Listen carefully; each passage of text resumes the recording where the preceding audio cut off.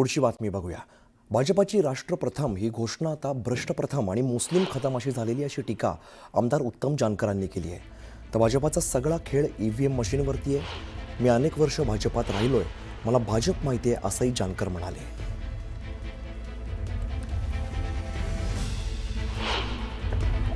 गोपीनाथ मुंडेंचा काळ होता, त्यावेळी त्यांची घोषणा होती राष्ट्रप्रथम, आता भ्रष्ट प्रथम,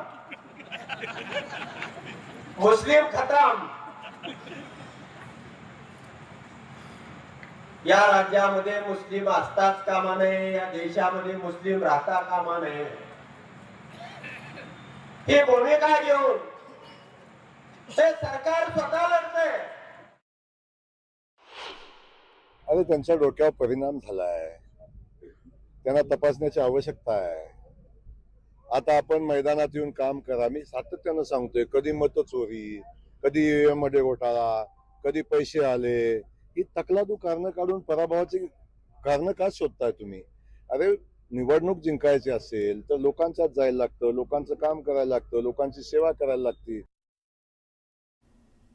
मेहबूब शेख यांनी अकलूजमधील सभेमध्ये जयकुमार गोरेंवरती टीका केली आहे। पालकमंत्र्यांचं आडनाव गोरे आणि धंदे मात्र सगळे काळे अशी खोचक टीका त्यांनी केली आहे। यावेळी बोलताना त्यांनी अकलूजमधील राजकीय घडामोडींवरती भाष्य करत हल्ला चढवलाय। दहशतीचं मॉडेल जयकुमार गोरे यांनी तयार केलंय असा हल्लासुद्धा त्यांनी चढवलाय।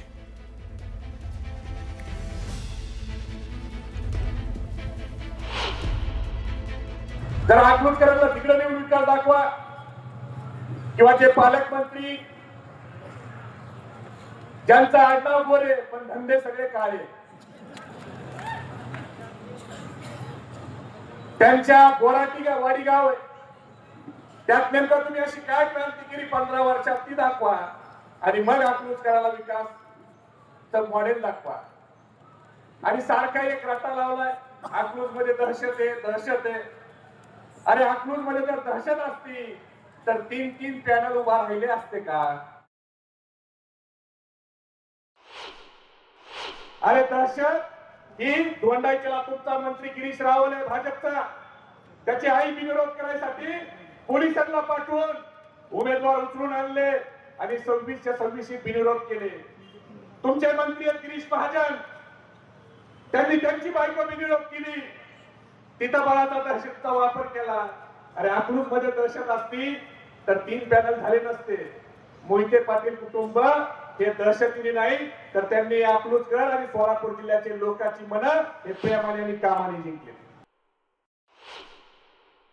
धैर्यशील भैयाला विरोधकांना एक लक्षात ठेवा, गोरे आणि आमचे रामभाऊ त्यांना घोड्याचा नाद आहे, आणि कुणी लई येण्यासारखं केलं तर घोडे लावायचं पण नाद आहे।